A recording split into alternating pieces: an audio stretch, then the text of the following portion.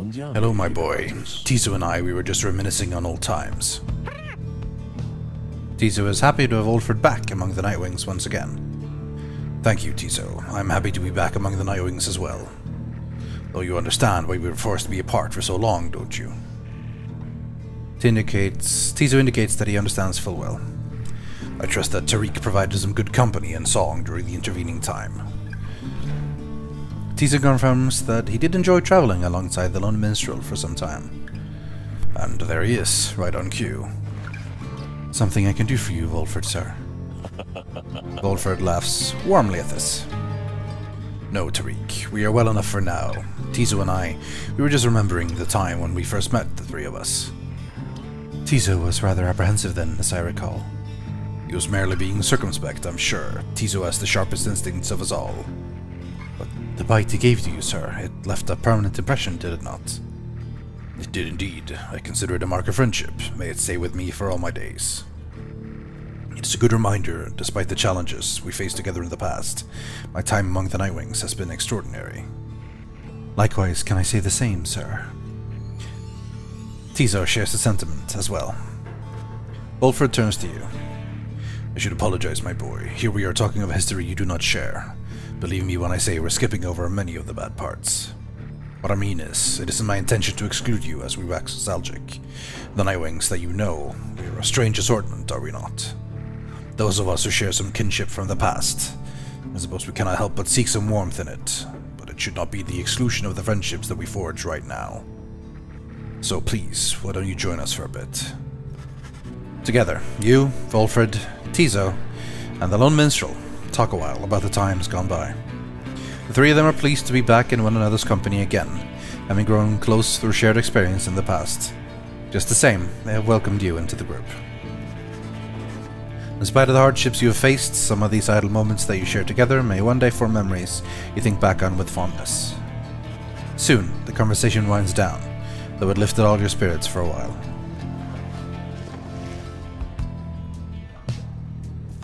It's time to go. Time to go again.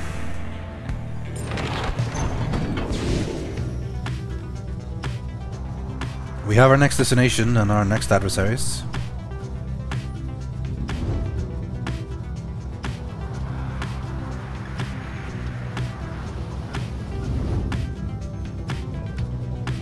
And the other black wagons are flying around themselves.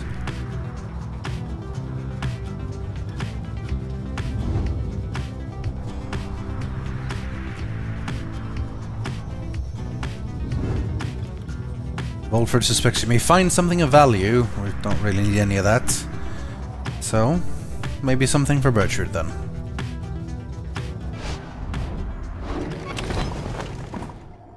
Repair the wagon wheel. In spite of having checked earlier, you realize the black wagon suffered some damage to one of its wheels. Bertrude is already working on repairs, but not having much luck. Most disagreeable this matter, so thy aid is warranted. Hours later, the wheel is fit for travel again, although fixing it seemed to take a toll on her. She lost one hope for the next rite. I landed on the thing because it said Bertrude thinks you might find something good, and this is what we got.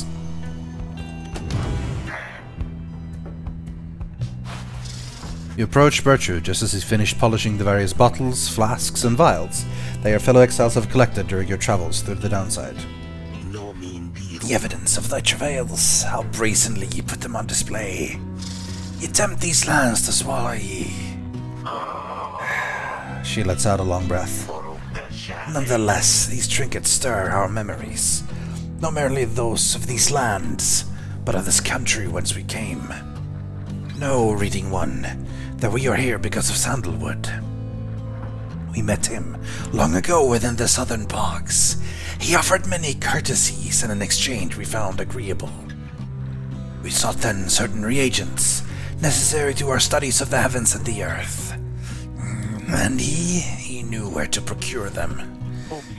In exchange, we were to boil for him our finest inks, a certain recipe, notorious yet secret. Its stain could never be removed. Oh, but the Commonwealth misliked it. 'Twas then we first began collecting samples of the region of the downside, for Sandalwood was ever true to his word. Long had we studied this accursed place, Black Basin, the chaos of the deathless tempest, the richness of the bogs of flagging hands, land so far away, and yet they called to us. If Molten Melith was able to traverse the downside in its entirety an age ago, then surely 'twas not beyond reckoning that we could do the same. Furthermore... But she hesitates. It matters not, Reading One. Thou hast indulged our tales long enough for now. She slithers away, without further explanation. She seems reluctant to discuss the circumstances of her past with Wolfred. You sense that she is here by choice.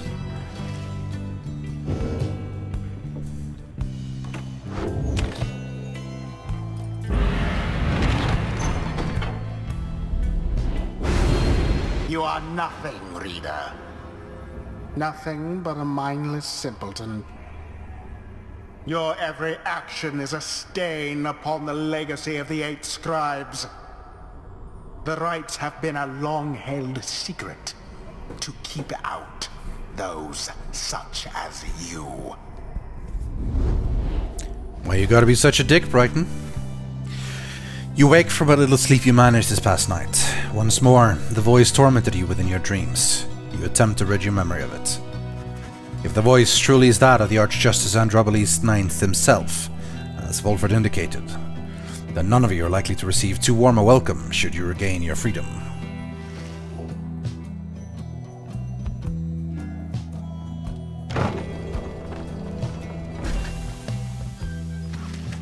Here in the dry flats of Jumway Valley, you encounter Messenger Imp come to deliver news and rumors from the other side. Well, that'll be news of Hedwyn then. I hope he met his girl, and not just be part of the revolution, found some happiness for himself. The news this time pertains to Hedwyn, whom you liberated at the fall of Soliam. You learn Hedwyn returned safely to the Commonwealth, where he was clothed and welcomed, his past transgressions all forgiven. He was to be groomed for a leadership position of his choice, whether on the Council or the Blood Border, each equally as lucrative and secretive as well. However, he refused, and before the stunned Council members could do anything about it, he left them. He since made contact with Wolfred's agents and is working together with them. Thus, the ranks of the revolution grow stronger. Per the Messenger Imp custom, the last part of the message was transcribed from Hedwyn, word for word, and says, "Keep going, I'll see you there." You thank the Messenger Imp for relaying this information. Soon your companions are all abuzz about it. "I always thought Hedwyn was looking for someone out there back home. Do you think he found her?" "Well done, Hedwyn, my boy. I knew you could do it." Tizo is happy to hear Hedwyn is well back in the Commonwealth. May our remembrance of the boy's great spirit spur us on to further victory. A glorious example Hedwyn sets for us all. The news of Hedwyn's liberation fills you and your fellow exiles with newfound resolve. Plus one hope.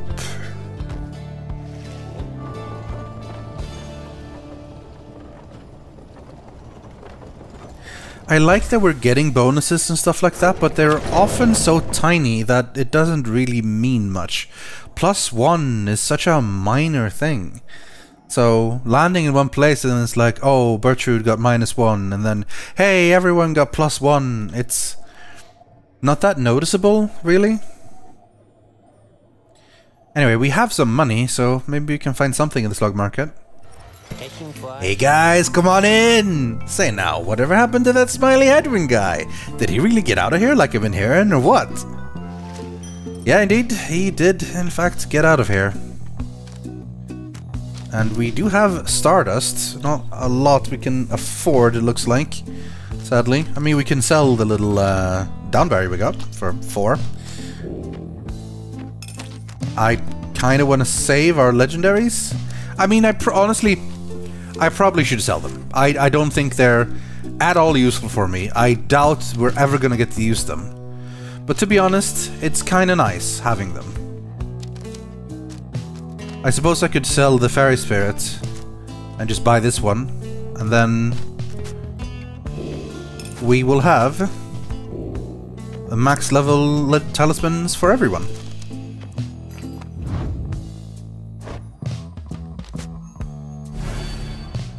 There we go. They're all level 20. Can't be upgraded anymore. And I imagine that's pretty much it. You guys have a good day out there. We will try. I kind of have important stuff to do, Ron. As the sky above the cairn of Haub darkens, your companions watch in silence and await the commencing of the rites. Sir Gilman speaks up after a time. Thus did the stars begin to shine again in all their glory. Now everything is ready, and the stars begin to shine once more, precisely as foretold.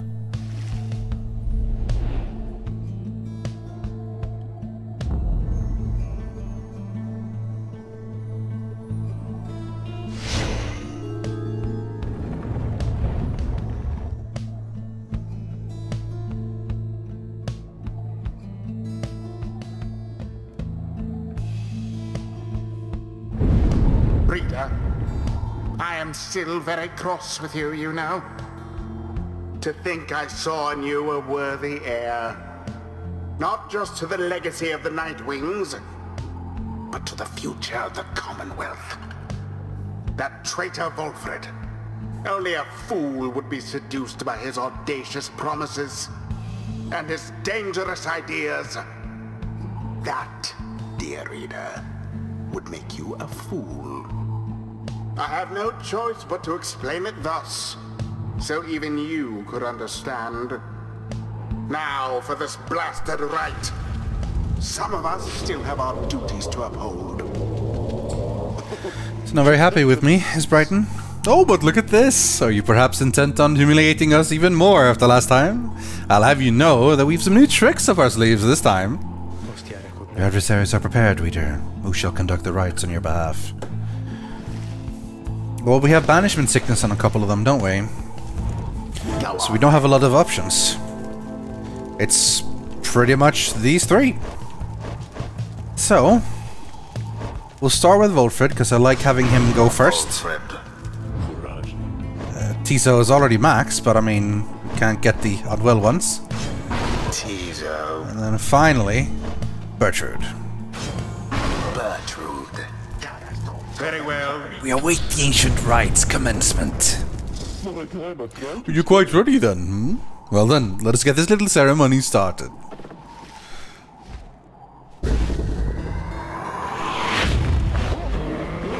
Now begin. The power of the aura. What do you intend to do against Tiso every... Okay, well done!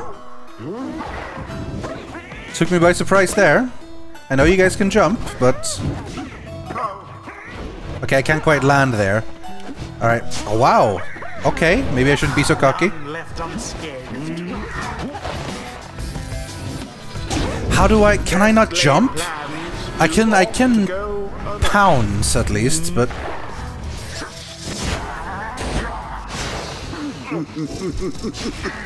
Well...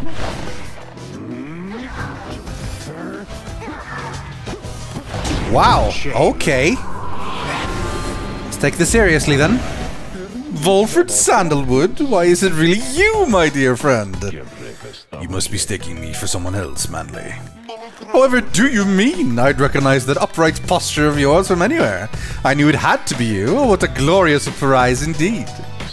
No, it's me, alright. But you're no friend of mine, Manly. No more than I am yours. So cut your nonsense for a change and face me like a proper sap. Oh ho ho! To have such spark left in those old limbs of yours? Well, if you want me to be rude, then fine. Let's have it your way, sir.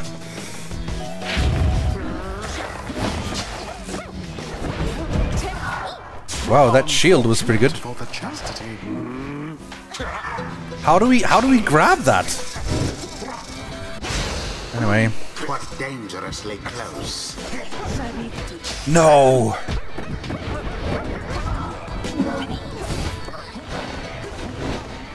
Oh well, this didn't go so well. We can't even jump with Volfred.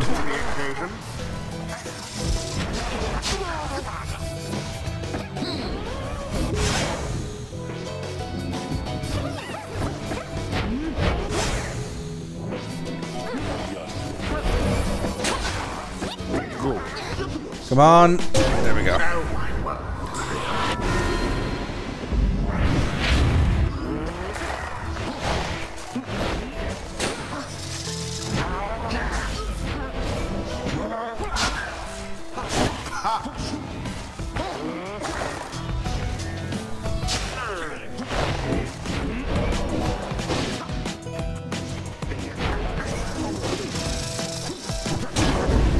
crushing blow against their pyre.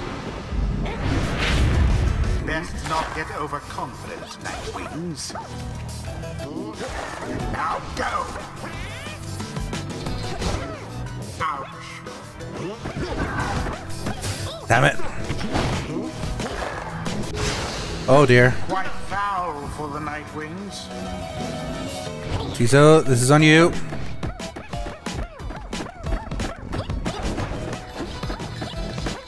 Too fast. How utterly brazen. Without Tiso now, though. But we have... Kill him. Kill him and grab him and then pounce. Easy peasy. And it is done. The Nightwings prevail. Their pyre burns, whilst that of their adversaries is but ash. Thus end this night's Why, you? proceedings. You dare defy my rightful freedom? You obstruct true progress by defeating us? There is much to learn from this experience.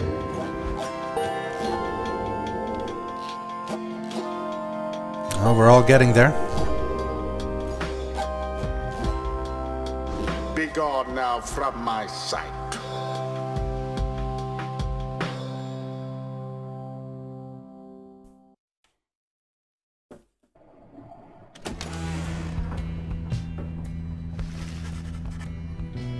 There proves little time for rest at the Black Wagon after your fellow exiles prevail against the chastity and the right. Those afflicted with banishment sickness seem to be doing better, at least, and express gratitude to Volfred, Tiso, and Bertrude for their efforts. Just then, the lone minstrel appears before you. No words escape his lips. You can guess full well that he has come to indicate to you, and follow him back out of the darkness. The stars above seem to be few and fading, and yet one still shines defiant. Here we go. It's time again.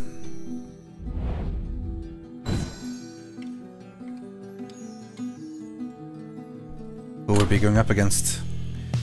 The Fate.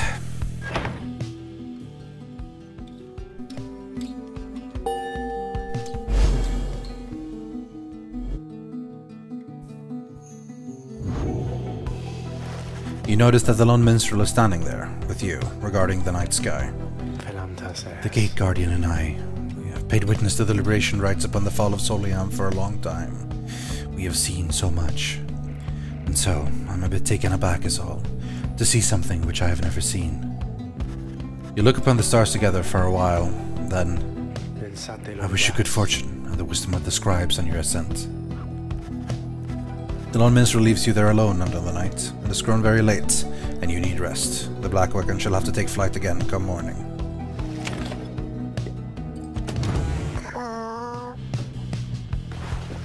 You find Tiso there in the Black Wagon, looking rather more despondent than usual. When you attempt to reach out to him, he barely acknowledges you. Tiso indicates that he wishes to be left alone right now. You almost run into Ray as you turn to leave.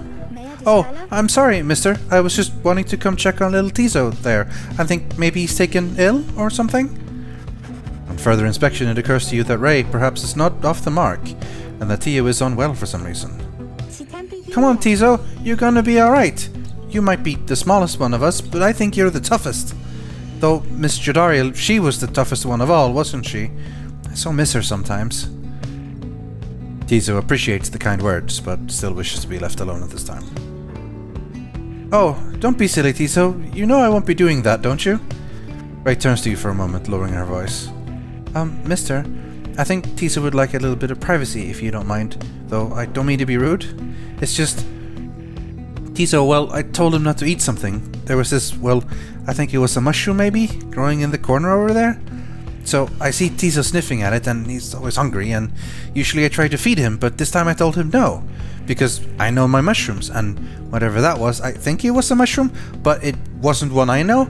Well, Tiso ate it anyway. Tiso corroborates Ray's recollection of what happened. So, anyway, I think that he's going to maybe, well, cough it up, I guess? I think maybe any moment now? Because when I ate things I thought were mushrooms around here, I coughed them up as well. They made me rather sick, kind of like Tizo over there.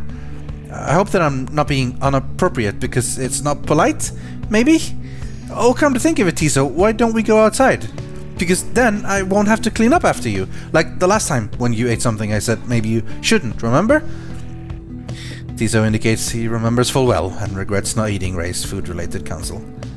Oh, don't worry, silly. If you've taken ill, then I think you're gonna be fine. Once you have a little walk outside with me, because you're very tough. Tizo is beginning to look better already. You're my best friend, Tizo. I won't let anything bad happen to you. Or at least I'll try, okay? I don't think anyone could stop you from eating things, though. Then she snatches Tizo up in her arms and whisks him out of the wagon with her. You hear her call back to you over her shoulder. Bye, mister. I'll make sure that Tizo is alright, I promise, okay? Although the prospect of Ray administering medical assistance normally would give you pause, Tizo seemed to accompany her willingly enough. The two have shared a rather close bond since Ray first made contact with the group. For someone like her, who has lived alone for such a long time, the friendship must be vital. And as for Tizo, he must be impressed that a non-native of the downside seems to know her way around food safety even better than he.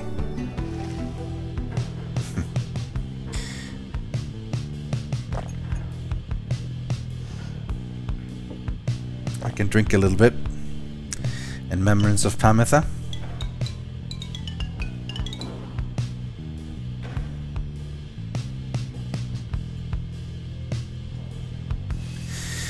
Okay, it's time to go again.